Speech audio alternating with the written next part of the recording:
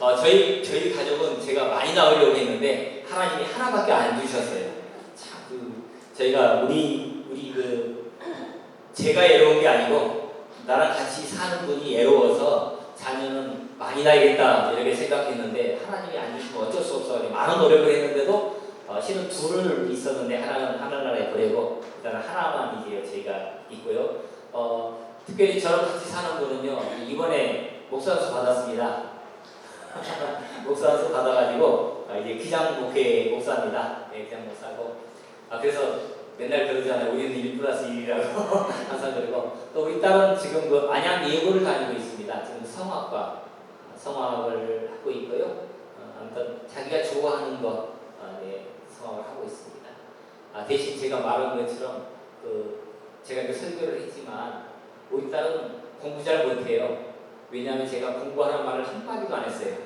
놀고 건강하고 예배 잘 드리면 오케이. 그래서 지금도 토요일 주일이면 교회에서 살아요. 지금 우리 기장교회 안양중앙교회 다니고 있습니다. 학교 앞에 안양교회 다니고 있고요. 예. 그리고 지금 우리 가족은 다 건강하고 씩씩하답니다. 또 다른 질문해 주시기 바랍니다.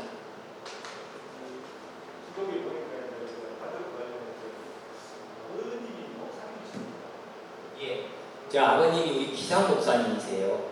그런데 참 우리 아버님 성격이 독특하셔가지고 저는 예장으로 보냈어요 학교를. 그래서 왜냐하면 목회하려면 예장 신학을 가지고 기장으로 해야 된다. 이게 우리 아버님의 사고 방식이셨어요. 그래서 왜 기장에서 쭉 배우면 되는데 그러냐 아니다라고 하면서 그래서 제가 예장에 있다가 기장으로 왔습니다. 기장으로 왔는데 실은 기장으로 안 오려고 예장에 가서 이렇게 하다 보니까 기장이 오기 싫더라고요.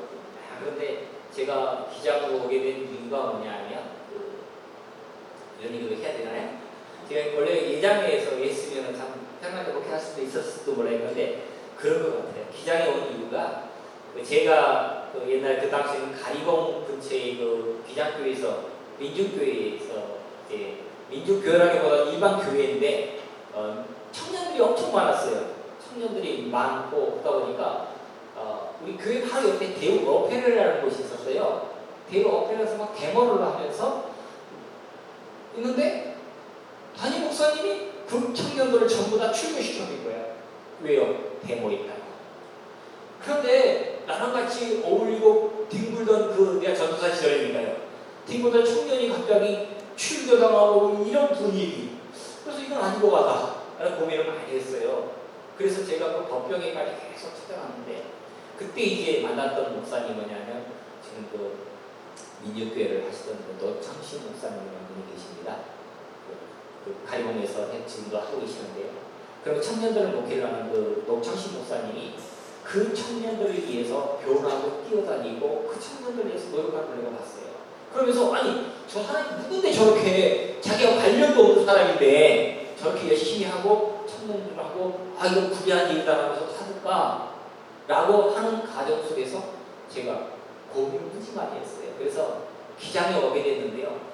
먼저 기장도 안 오고 우리 아버님이 유탁교육을 한번 해보려고 그럼 왜 그렇게 했는지 한번 알아봐. 이게 참 간이었어요. 그래서 유탁교육을 1년 한 다음에 내가 아는 데 부족하다 해가지고 실은 정식으로 대학원에 입학을 해가지고 공부를 했던 것입니다. 그래서 아마 이 기장으로 제가 오게 됐고요. 저희 아버님 교회 가서는 참 좋을 텐데 제가 그랬어요. 저는 우리 아버님이 서울에서 교회 하시고 그래도 참 고생을 많이 하셨어요. 그래서 교회만 7개 세우셨어요. 교회 7개 세우셨다고 더 이상 얘기 안 해도 될 것 같습니다. 교회를 세우면 친구가 가서 달라고, 교회를 세우면 친구가 가서 달라고. 그러면 좀 어떻게 다른 교회 좀 가서 후원을 받고 이렇게 하면 되는데 주고 개척하고 하니까 우리 자식들 어떻게 했어요? 저희가 6남매입니다. 6남매도 어떻게 했어요? 저는 고등학교 다니면서 등록금을 한 번도 집대 내본 적이 없어요. 언제 했는지 아세요? 딱 그 학교가 끝나고 방학 때 되기 전에 등록금이 있어요. 얼마나 선생님한테 그거 불려갔겠어요. 그렇게 했는데도 아무튼 지금 그래서 목사 안 하고 있어요. 목사 안 하고 다른 데 도망갔는데 아무튼 하나님께 어떻게 끌려왔습니다. 네, 또 다른 질문이 있으시 바랍니다. 아, 장모님만 질문하지 마시고요. 다른 분들 좀 질문해 주면 참 감사하겠습니다. 네. 네.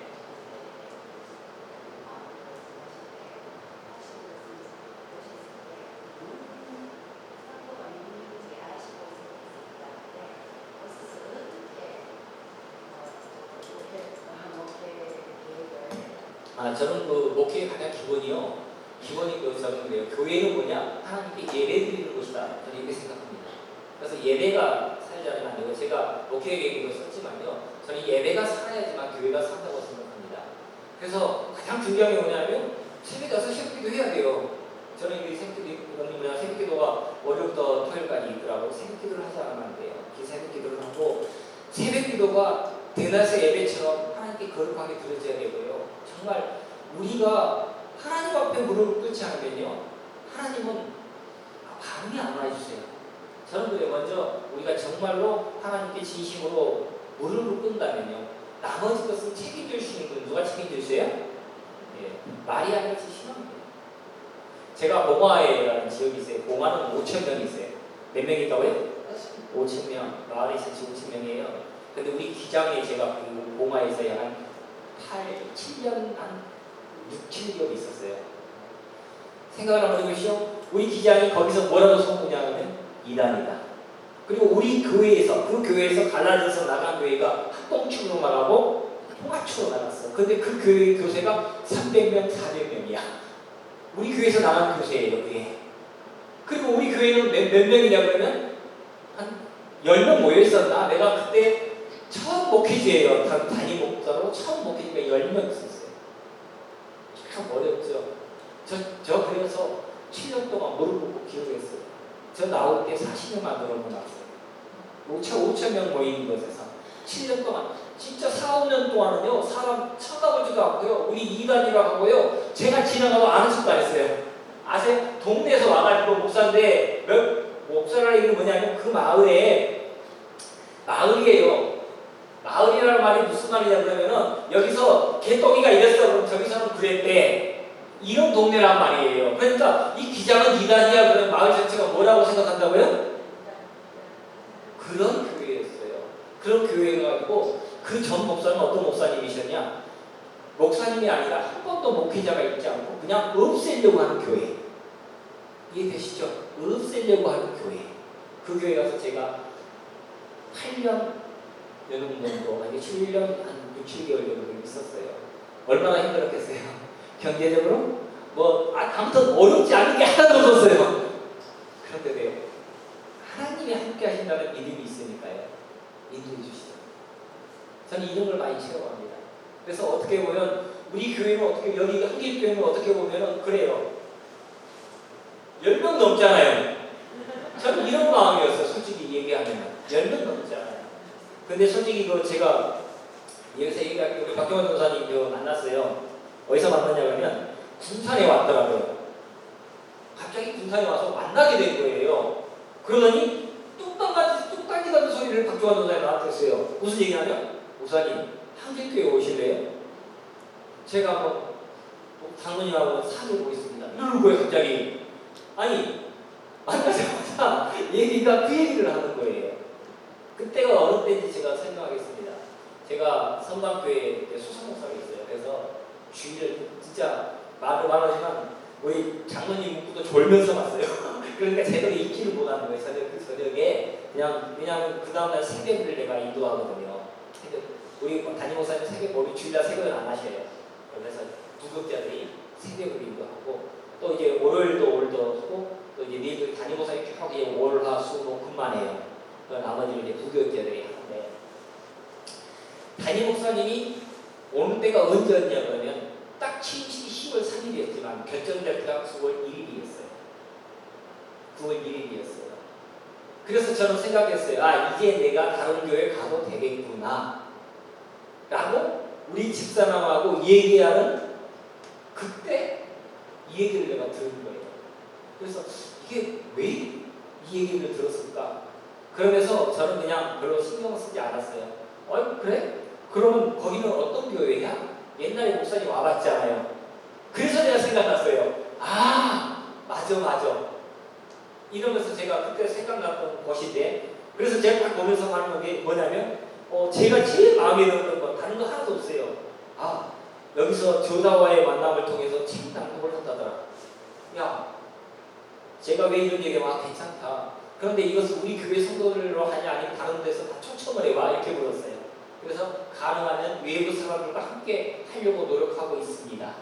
저는 이 한 멘트가 마음에 들었어요. 지금. 왜냐하면 저는 거기에 있는 게 훨씬 좋아요. 왜냐하면 이미 거기 교회 목사님, 거기 우리 지금 성남교회 담임 목사님도 뭐라고 생각하냐 그러면 제가 어차피 수석으로 있으니까 수석 체제를 계속 유지하면서 2, 3년을 가졌다라고 하는 큰 실정이 있어요. 지금. 왜냐하면 막 오자마자 목사님이 아무것도 모르는데 1,500명 되는 교인들을 대상으로 목회를 하기가 좀 그렇겠죠? 모르는 사람, 모르는 목회처럼 와가지고 목사님 마음대로 하더라도 보조해주는 사람이었으면 힘들어요. 그렇기 때문에 이런 체제가 이미 굳혀져 있어요. 오시자마자 그런 얘기를 하더라고요. 그래서 고민이 많이 했어요. 그런데 제가 기도를 어떻게 했냐면요. 우리 양 목사님이 은퇴를 하셨어요. 양 목사님이 은퇴를 하신 다음에 그런 거예요.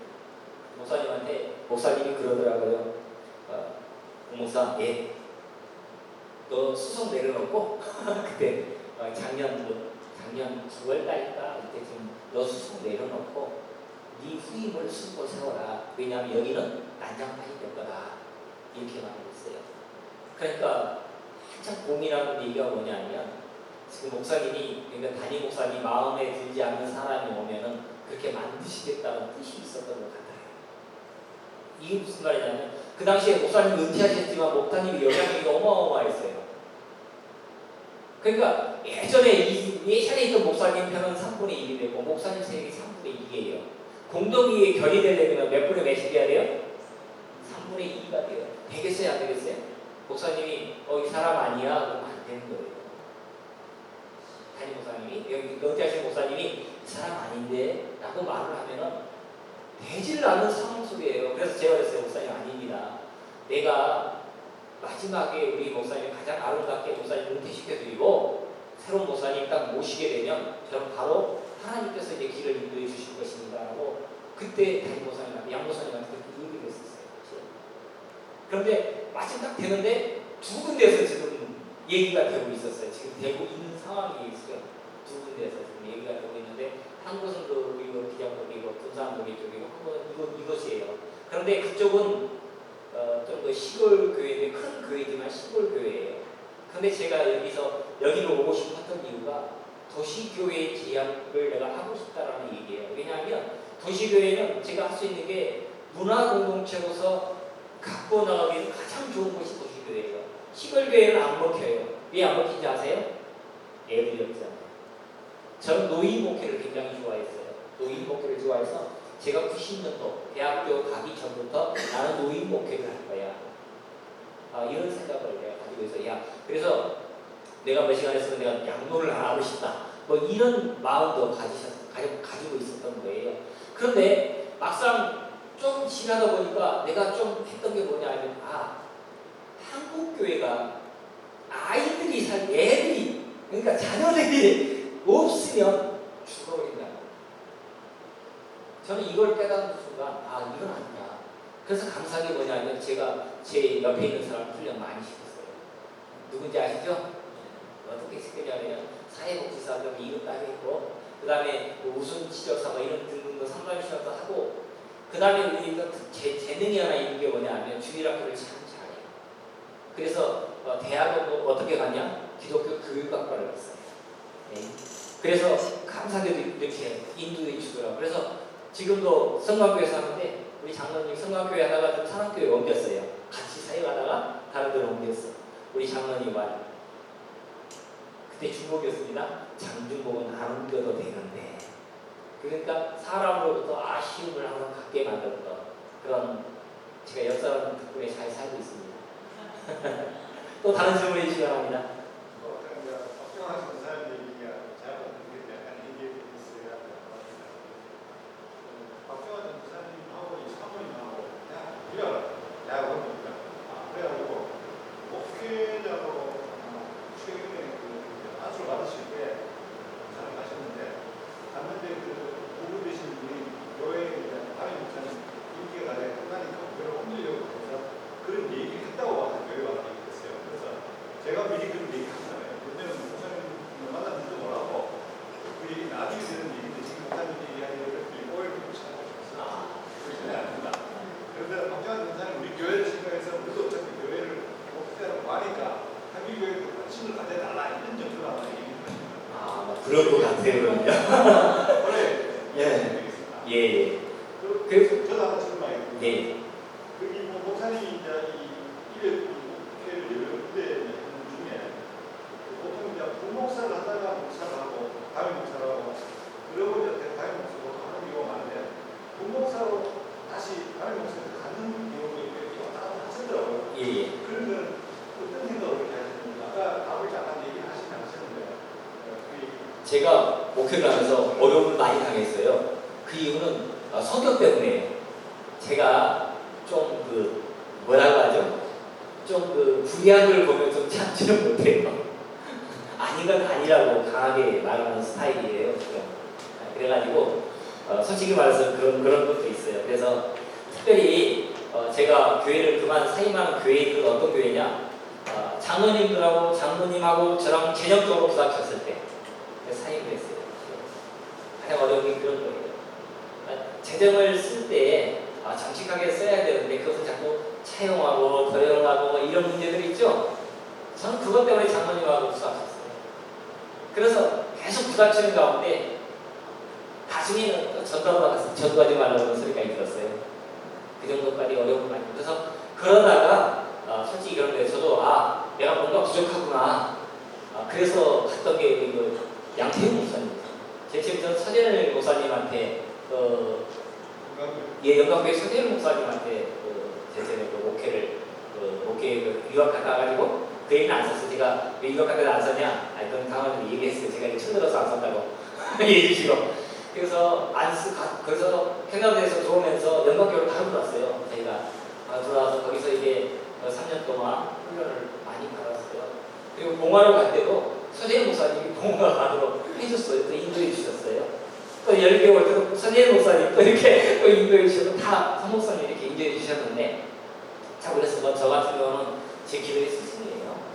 우리 서재일 목사님 제 기도의 스승이고 지금도 나 보면은 말이야 뜨뜻하면서 참 아들처럼 이렇게 해주시는 분이 서재일 목사님이고요. 저희 양 목사님 같은 경우는 어떤 분이냐면요. 저희 아버님을 형님으로 모시는 분이에요. 제가 어려움 겪고 있다가 교회하고 사임하고 나오니까 네가 방황하지 말고 내가 네 대충 아니까 와 그래가지고 저랑 우리 집사람하고 동시 청빙을 해줬어요. 강 목사님이 동시 청빙을 해줘서 실은 거기에서 같이 목회를 했던 것입니다.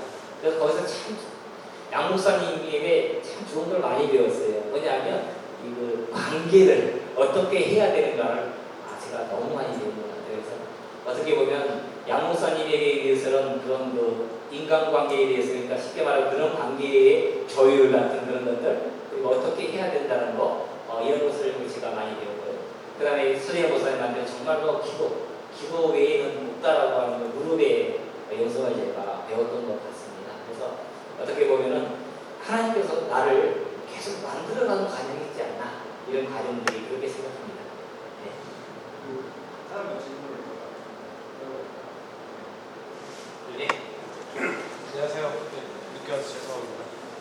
일단 멀리서 와주셔서 감사하고요. 저는 박종수 집사라고 합니다.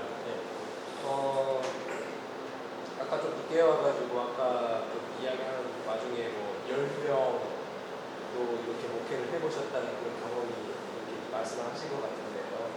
그래서 저희 교회는 이제 현실적으로 이제 교인들의 숫자가 좀 상당히 좀 적은 편이거든요. 다른 도시교회에 비해서.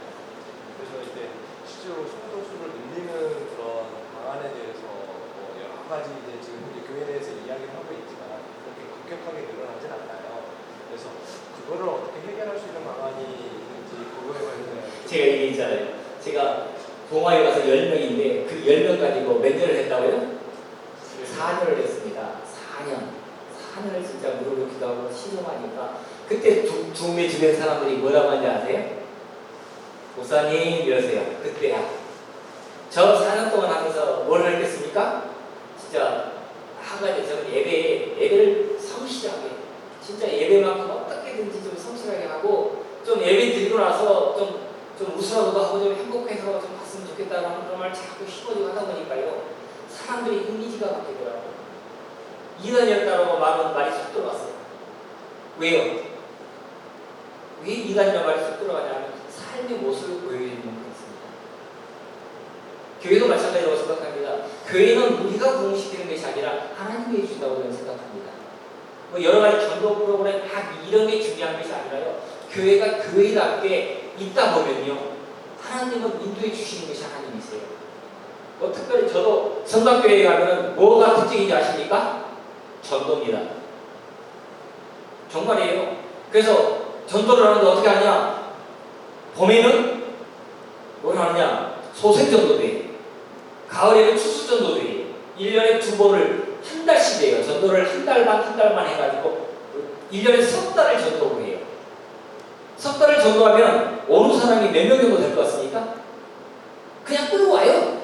그냥 아무나 끌고 와요. 그럼 전도하는 사람이 약 200명 넘습니다.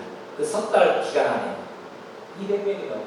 그런데 그렇게 전도를 하다 보니까 빠져나간 이유도 만만치 않아요. 이해되시죠? 네. 그런데요, 그런 기회도 좋긴 좋아요. 큰 교회의 특징 중에 하나예요. 뭐냐 하면 내가 안 해도 다른 사람이 한다라고 하니까 안 해버려요. 제가 성곽교회에 어떻게 보면은 참 제가 안타깝게 하는데요. 저는 성곽교회 딱 보면서 제일 불평과 원망이 많은 게 뭐냐면 왜 성격이가 없고 이웃에 구제비가 없냐는 거예요. 1년에서 20억이에요. 20억에서 1억도 안 돼요. 나가는 것이. 그러니 교인들은 원해요. 어떻게 해요? 30% 이상 좀 섬겨가고 구제도 하고 이런 예산을 짜면 안 되겠냐고. 그런데요, 이제까지 그렇게 해본 적이 한 번도 없어요. 1%도 채 안 돼요. 그러다 보니까 내가 소탕하게 이것은 교회가 세상에게 빛으로 보여주지 않는 교회다라고 이렇게 생각하거든요. 그래서 제가 답답했던 그런 부분들이 사실은 있어요. 그래서 어떻게 보면 작은 교회는 그럼 유교회 말고 작은 교회는 이 지역사회에서 무엇을 할 것인가? 이거는 목회자인 저보다도 여러분들이 잘한다고 생각해요. 뭘 해야 될 것인가? 여러분들이 목사님 저한테 그에 대해서 목사님 이런 것 좀 했으면 좋겠습니다. 그럼 저는 거기에 대해서 함께 나아갈 수 있는 대안을 주시고요. 제가 여기 교회 오면서 봤어요. 뭐냐면 우리 교회는 어떤 교회냐? 향기로운 교회였으면 좋겠다라고 성도님들이 다 말씀하셨다고 해요. 그죠? 제가 그걸 열심히 누리고 여기 앞에 주어 보면서 상수리 숲향기교회 보니까 그런 내용이 기록되어 있더라고요. 굉장히 좋아요. 그럼 그 향기로운 그런 교회가 되기 위해서 여러분 무엇을 하시겠습니까? 말이 향기로운 교회가 아니라 정말 향기로운 교회가 되기 위해서 여러분들은 어떤 계획을 가지고 계십니까? 그렇죠. 나는 그렇게 했어요. 그건 어떻게 하시겠어요? 이제 그런 것이 이제 목회자의 임무라는 겁니다. 저는 그렇게 생각합니다. 그리고 제가 그러면서 이렇게 하면 어떻겠습니까? 하고 말을 했을 때 여러분들은 말이에요. 목사님 이건 좀 그렇고요. 이게 되십니까? 네, 좀 이렇게 좀 했으면 좋겠다. 그러면서 서로 기도하면서 이루어가는 공동체가 저는 교회라고 생각합니다. 근데 우리 교회, 여기 교회는 어떻습니까? 목회자와 목회를 딱 정해놓고 거기에 맞춰서 매년 움직여가요. 매년 바꿔가요. 매년 바꿔가는 것이 아니라 향기로운 교회에서 1년 했으면 1년에 평가를 내고 2년째는 어떻게 하고 3년째는 어떻게 바꾸고 이렇게 꿈을 꾸어나가야 되는 거예요. 그것이 향기교회 60년 역사에 향기로운 교회를 잡았으면 60년 동안 향기로운 교회에서 10명을 한번 맺혀가야죠. 저는 이렇게 생각합니다. 좀 답변드리겠습니까? 좀 확실하게 뭐 전도 뭐 이렇게 하겠다 저렇게 하겠다 저는 그거는 말하지 않겠습니다. 왜냐하면 그거는 내가 하는 일을 함께 해야 되기 때문에 그렇습니다. 예. 사실은 그거는 여기 아까 질문하는 줄 알고 혜린이께서 좀 뭔가 확증하기 위해서 이야기한 거예요. 네, 실제로 질문은 뭐냐면요. 일단 그 목사님께서 생각하시는 교인들의 어떤 성도들의 어떤 상, 어떤 모습 그거에 대해서 좀 이야기 좀 부탁드리겠습니다. 교인들의 상이요? 진짜 어려운 말이네요. 왜냐하면요, 저는 그래요. 저는 우리 교인들이 자기의 목소리를 낼 수 있는 사람이면 참 좋겠다. 자기 목소리를 낼 수 있는 참 좋겠고 또 자기 목소리를 냈으면 거기에 책임 있는 사람이야 참 좋겠다. 저는 이 두 가지만 원합니다. 왜 그러냐? 나머지 부분에 대해서는요 제 책임이거든요. 그 외에 교회들 어떤 교회냐? 여기 와가지고요 하나님께 예배드리고요 우리 교회들처럼 참 헌신하고 봉사하는 사람 세상에 없어요. 저는 그걸 알아요. 그렇게 헌신하는데 그 헌신한 사람들에게 대해서 이미지를 따지면 안 돼요. 그 어떤 사람이든지 저는 그래요. 우리 교회들은 저는 다른 것보다 교회들이 원하는 사람 바란다 그러면요 저는 우리 교회들이 참 행복한 사람이 되기를 노력했으면 좋겠다. 저는 이래요. 예수님 믿고요 행복하지 못하면요 잘못 믿은 거예요. 왜냐하면 성경은 이렇게 말해요. 내가 너에게 평안을 주노라. 이 평안은 어떻다고요? 세상이 주는 평안과 같지 않다고 했어요. 세상이 주는 평안은요 조금 있다가 근심과 걱정으로 가득 쌓이지만요 하나님이 주는 평안은 걱정이 없다고 하잖아요. 그런데 우리는 걱정이 없다고 하면서 인상 쓴단 말이에요. 내 책장 부른단 말이에요. 그렇죠? 그래서 내 책장 조금만 좀 불평이 있으면 이 내 책자가 그려지잖아요. 그렇죠? 저는 이것보다도 그냥 웃으면서 참 행복한 사람들이 모인 공동체였으면 좋겠다고 생각합니다. 감사합니다. 예. 오늘 집에 가서 잠이 안 모르겠다. 질문해야 되겠는 분이 있으면. 네네. 예. 예.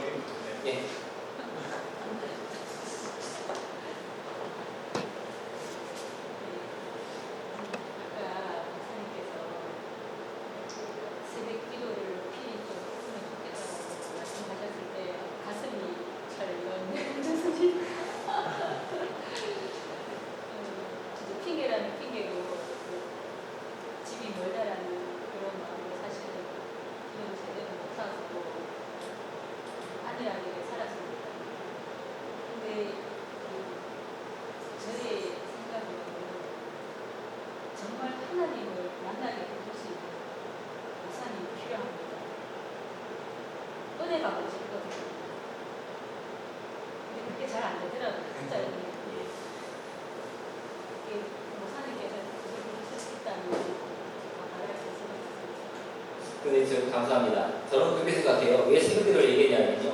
성경에도 그래요. 하나님께서 뭐라 하냐면 새벽에 내가 너를 도와주리라.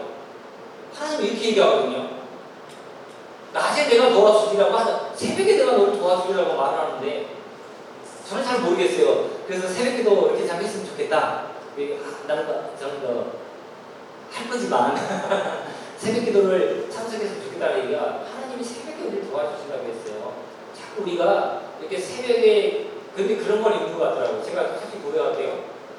제가 보통 지금 교회에서 생활을 하면서요. 우리 목사님 새로 오셔가지고 지금 주임 신방을 해요. 그래서 원래 이로서도 장로님이 빨리 주셔가지고 빨리 냈어야 되는데 토요일날 제가 몇 시에 금요일날 저녁에 아마 냈을 거예요. 금요일날 저녁에 천하 예배 마치고 그 다음 날은 새벽 기도가 없이 출근이 9시 20분이에요. 그래가지고 천하 기도 마치고 들어가니까 11시 한 40분 되더라고요.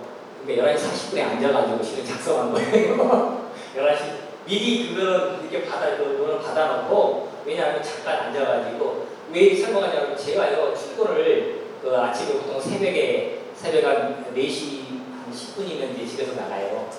그래서 이게 자버리면 하루가 너무 길어요. 그래서 앉아서 좀 이렇게 돌아다니다가 출근한 다음에 이제 신방을 하다 보니까 계속 돌아다녀요. 그래서 신방을 하게 되면 이제 좀 늦게까지 한 7시, 8시 저녁 이렇게까지 좀 여기 끝나요. 왜냐하면 부인 신방을 빨리 해야 되는데 1,500까지는 언제 합니까? 그러니까 내년 한 7월 정도 끝날 예정이래요.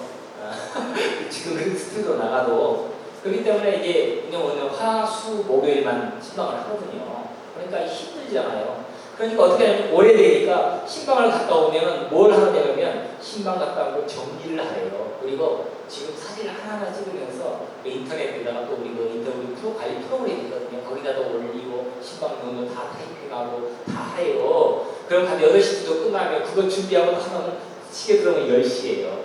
10시면 이제 집에 들어가서 좀 쉬면 11시니까 쓰려고 힘이 없는 거예요. 그래서 그냥 떨어지고 하다가 내일 해야지 오늘 하면서 떨어져서 늦게 됐는데 지금 시간이 풀로 그렇게 하고 있어요.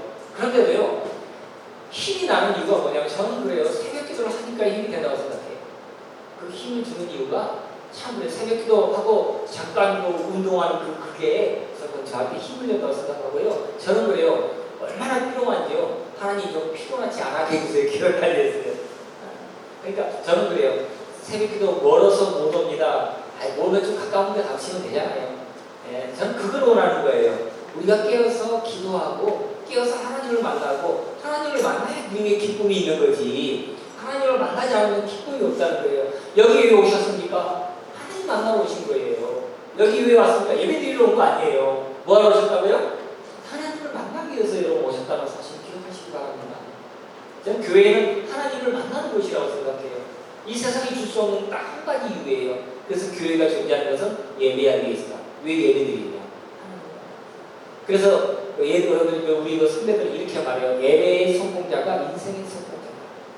이렇게 표현을 합니다. 그래서 꼭 새벽 기도하고 너무 부담 갖지 마시고 예배에만 성공하십시오. 그럼 하나님은 나머지를 책임져 줍니다. 네, 됐습니까?